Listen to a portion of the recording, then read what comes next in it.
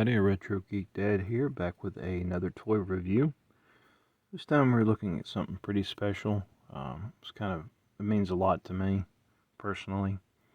But it is the MOTU Masterverse, Masters of the Universe 40th edition, or 40th anniversary He-Man figure. This figure is kind of in celebration of the 40th anniversary of He-Man. And the reason it means so much to me is it's also, my 40th anniversary coming up, 40th birthday coming up, and, I grew up with He-Man, ever since I was little. The first toys I, can remember playing with were He-Mans. I remember the He-Man cartoon. I remember growing up with He-Man. So this kind of means a lot to me. Just kind of a representation of my childhood. When they had announced this figure coming out, I was really excited. But I want to do a, kind of a walkthrough of the box, and, check out the figure and, do a review and, see how it looks and see how it goes. So stay tuned with me. Okay, so, originally, when they announced this figure coming out, I had pre-ordered it through Big Bad Toy Store, and I had done that back in May of this year. And it was $25, $23, $24, $25. I think it was $24. But I had pre-ordered it, and I was waiting. And then beginning of October, Target was having a sale on some of their toys and action figures, and they happened to have, this He-Man. And they had it was actually on sale, and I was able to get it for, it was like $16 before shipping and everything. But I went ahead and I ordered it, and I had it delivered, it was October 13th, 12 or 13th, but yeah, it was, not very long, and, my figure on Big Bad Toy Store, it's still on pre-order, so I just went ahead and I canceled that Big Bad Toy Store one. But, yeah, I kind of wanted to, go over the box. When I was young, He-Man, it meant a lot to me. I had a lot of He-Man toys. I watched the cartoon, and it was impactful for me as a child. So I've always grown up liking He-Man. But the packaging, it is a Masterverse figure, so it is like the 6-7 inch figure. It's not the origin size.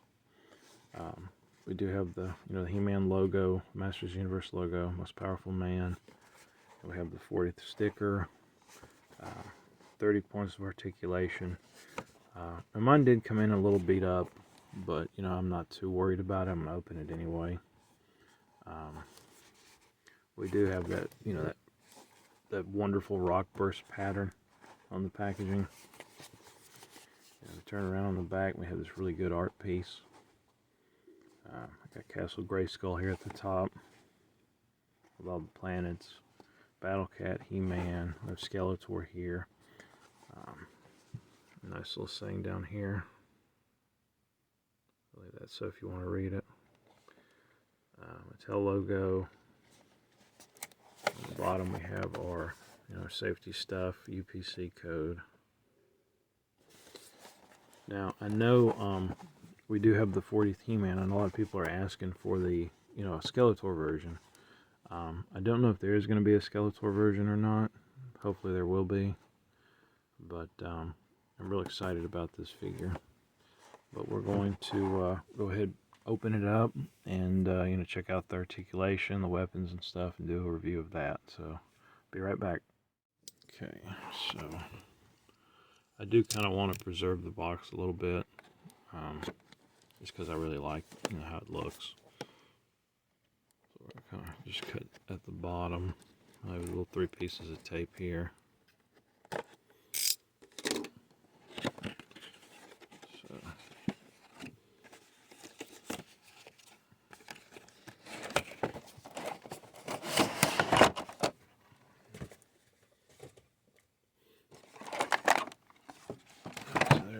was really cool. You know, this red burst with the rocks and everything that the vintage figure packaging had. The Origins figures have. It's kind of an iconic design. There's the camera. Our He-Man, of course, we have, you know, some extra hands. You know, the axe. The only thing I see is just these little straps here at the bottom of the feet. We've got one here.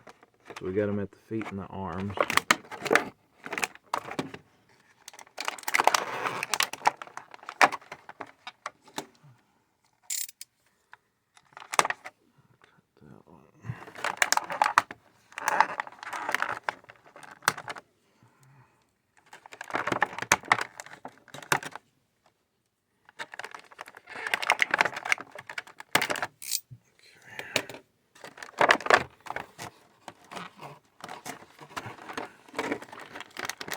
Sword. Now I'm noticing the sword is actually going through the package, so we do have a bend, a little bend in the sword. Of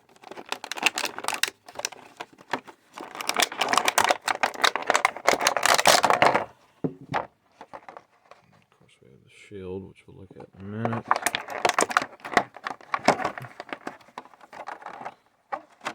So some of the weapons are actually got these little plastic things on them, little rubber band things.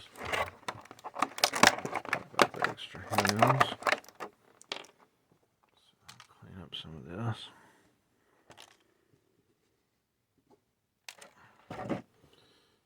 Alright, so let's take a quick look at He-Man. So it's a pretty sturdy figure. Joints are pretty tight. And we do have kind of a, I guess, a dry brushing effect.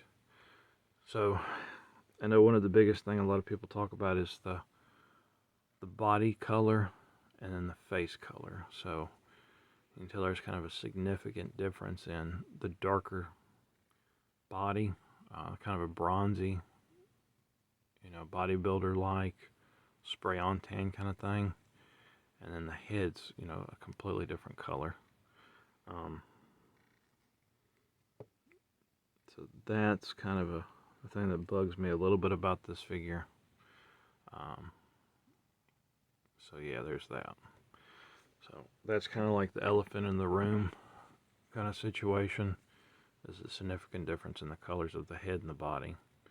So that's out of the way. So let's look at articulation. So the head is on a ball joint. It does have a socket on the side of the neck, so we can get pretty good range of movements. The arms. So we have, so the arm does not go all the way back.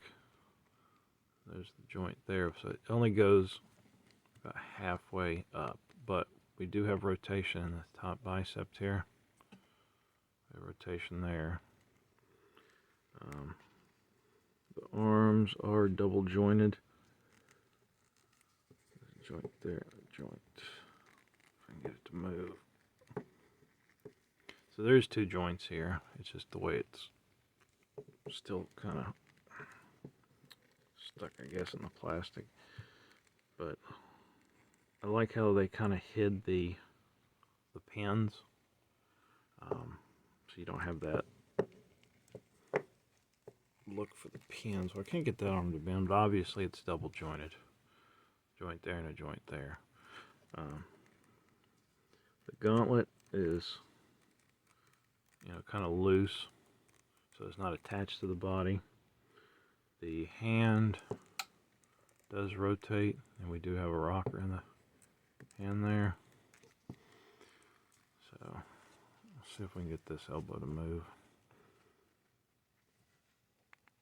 So it does, there we go. So it does have the joint in the front, it's just kind of hard to get it to move. So there's that.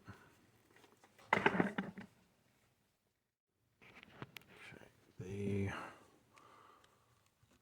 do have a joint right here at the chest, so we can get, you know, some movement there. Not so much twisting, but definitely back and forth. The waist, We do have articulation in the waist. The legs are on a ball joint.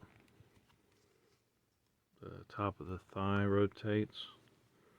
The knees are double jointed. We do the double joint there. We have rotation here at the top of the boot. And in the ankle, we have rotation back and forth and some rocking movement. Pretty good rocking movement there. So the figure is, the joints are really stiff, and I'm going to imagine that that's because we want to do some good posing with it. The chest piece, it does have a spot in there big enough for the sword, and it looks like, yeah, so it comes off there, it comes off here, so there's without the armor. And you know, it's always going back to that head. If there's like a secondary head or something, it's just, I mean, it's a really cool looking figure. It's just that head. Okay, so we'll put the armor back on.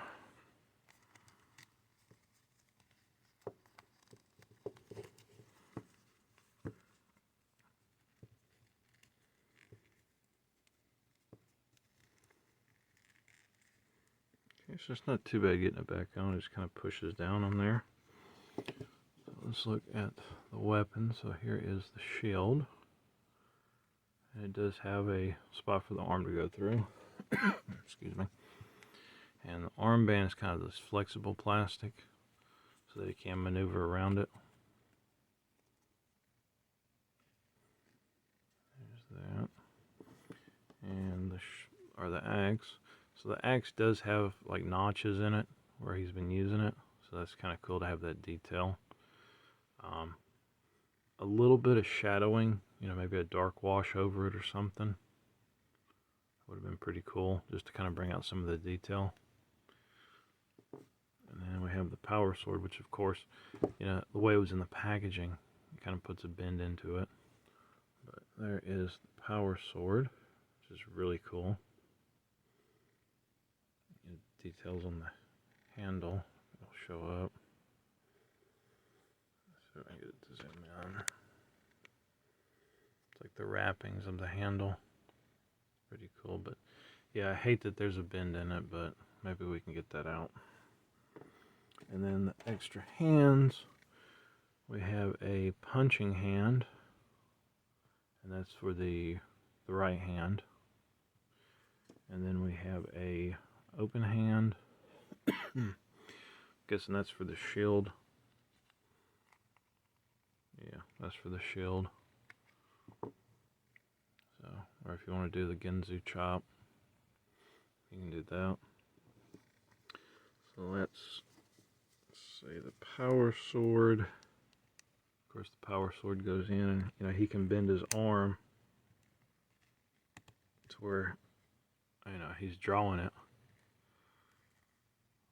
You know, so that's pretty cool.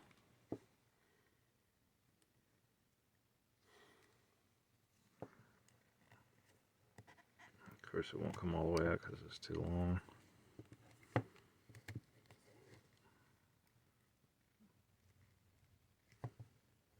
But his hand, so this arm, excuse me, this hand actually has a rocker in it. So you can go back and forth. So you can actually have him hold the sword like he's supposed to. Not sure if that's showing through real good or not. Let's see. So yeah, you can actually have him hold the sword up. Get that iconic pose. So that's cool. That's really cool right there. I like that. Camera back up. So that's really cool. Just got to straighten out that sword. I don't know why it keeps going really white. Trying to adjust my light here. that. So let's check out. So I'm probably not going to use the fist just because of the really cool, you can hold the sword and everything. The other hand will pop off. Now the pegs are a little thick, so that's good, because I always worry that these little pegs will break off. Swapping out the hands, but we'll do the Ginzu chop hand. Karate chop.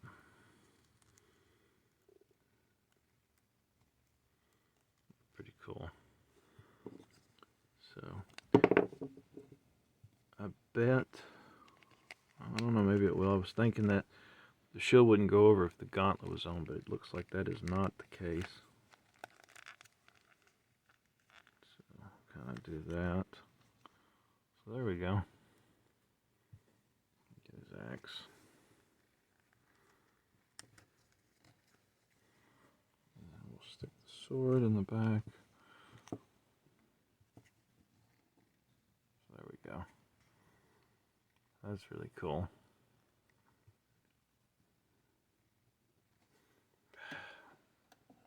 Get that light adjusted. So that's really cool. He's just ready for battle.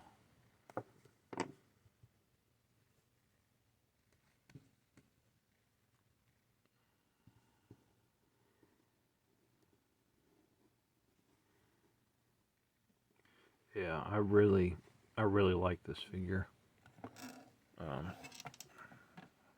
Just trying to the white balance. Let's do that. I just dropped the white balance off. That's too much. I was still trying to get work on my lighting and stuff, but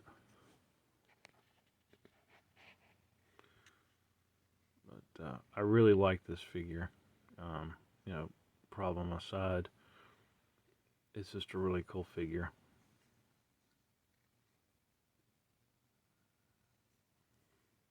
Yeah, it's kind of a iconic kind of thing for me. Real nostalgia thing. It's just kind of a representation of, my childhood, basically.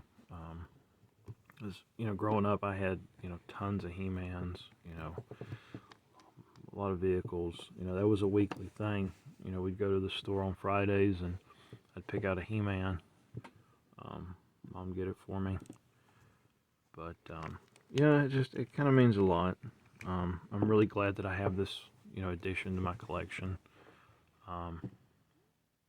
I might pose it, in the box, out of the box. It doesn't really matter, but I really like it. So the only gripe, Mattel, if you're listening, is the head. I mean, you can clearly see the difference, but there are people who do aftermarket heads. So, I might look into that, but I mean, it just makes you wonder who, sitting at the table. All the bigwigs are sitting at the table. They're passing around the prototype, and they're like, how's this look, guys? And they're like, oh, that looks good. That looks good. And clearly, there's a big difference between the head and the body. But other than that one big gripe, and the sword, the sword, the sword can be fixed. It can be straightened. So that's not a big issue. All of us, people who had the original vintage figures, we know that the swords would get bent. So that can be fixed. I'm not worried about that. Shield's awesome. The axe, some washing on it would have been good to bring out some details, but that's okay. The hands are pretty good. You got the fist for punching. And, you've got the two hands for holding, so you can hold the axe and the sword at the same time. And you could probably even use it for the shield. You can probably get the hand in there and hold it for the shield. I like that. But I kind of like the karate chop arm. It's very 80s, when everything was karate. But anyway, I hope you guys enjoyed this video. I really enjoyed making it. If you like my content, just give me a like, a thumbs up, and give me a follow. I try to post at least once a week, as long as I've got content. But yeah, hope you guys enjoyed, and we will see you again soon.